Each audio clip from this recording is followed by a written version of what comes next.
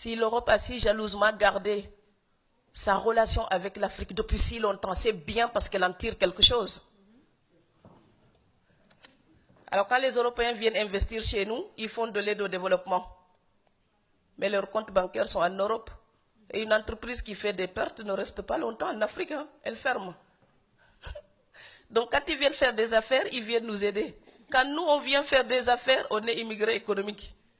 Donc à un moment donné, il faut parler bêtement du marché capitaliste à la régulière. Et donc utiliser les mêmes arguments. Comme le disait Léopold Sédar Senghor en parlant de la francophonie et de la culture, Senghor disait ceci: au rendez-vous du donner et du recevoir, les peuples des continents non européens ne viendront pas les mains vides. Je répète, au rendez-vous du donner et du recevoir, les peuples des autres continents non européens ne viendront pas les mains vides. Avec la mondialisation, ce rendez-vous est effectif. Malheureusement, l'Europe voit souvent ce qu'elle donne et nous parle moins de ce qu'elle reçoit de l'Afrique.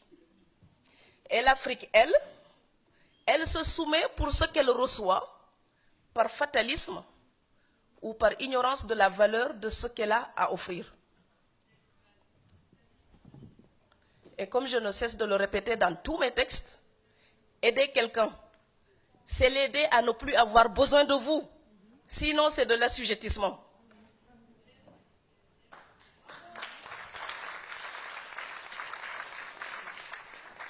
L'aide apaise la conscience des donateurs et soulage momentanément les bénéficiaires.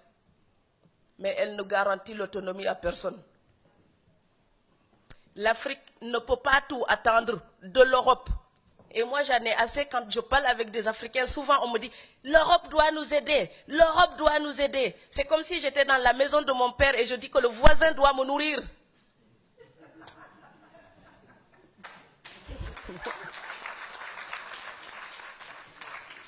Je sais bien qu'il y a des torts que nous devons reprocher à l'Europe. Mais 3 siècles de reproches ne changeront pas notre destin. Donc, chercher un coupable extérieur ne changera pas notre destin.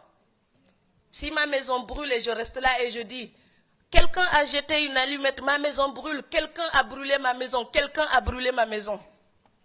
3 saisons après, je serai encore sous les étoiles. Donc oui, l'Afrique peut reprocher des choses à l'Europe. Oui, mais les défaillances de nos dirigeants d'aujourd'hui, nous ne pourrons pas les justifier, les légitimer uniquement en accusant l'Europe. Ce serait nous mentir à nous-mêmes.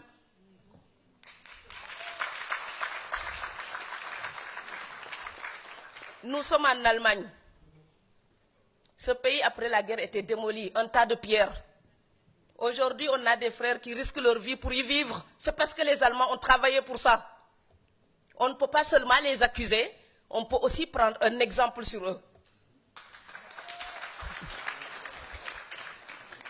Et je sais que quand on fait une autocritique à l'Afrique, les gens n'aiment pas. Mes frères m'applaudissent quand j'accuse l'Europe. Et puis quand je fais notre autocritique, je deviens la mauvaise. Mais je suis en même temps les deux. La fille qui peut regarder les fautes de l'Europe, mais la fille qui dit, si je veux que ma voisine européenne me respecte, si je veux parler avec elle d'égal à égal, je dois arrêter de demander la moitié de son salaire pour gagner le mien.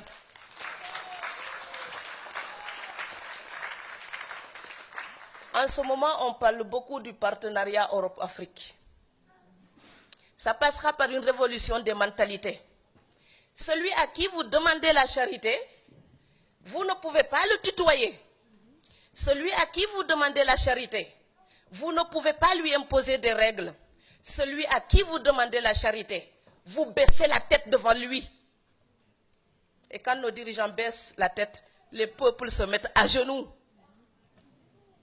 Alors moi, je veux une Afrique qui lève la tête, qui à la table des négociations regarde l'Europe et dit, tu sais quoi? On a passé des siècles à fricoter ensemble. On se connaît tellement. On s'aime, on se déteste comme dans toutes les grandes relations. Mais on va faire des affaires avec éthique pour respecter nos peuples. L'Europe n'est pas digne quand elle exploite l'Afrique pour le bien-être de son peuple. Ce n'est pas éthique. Et le peuple européen ne doit plus l'accepter.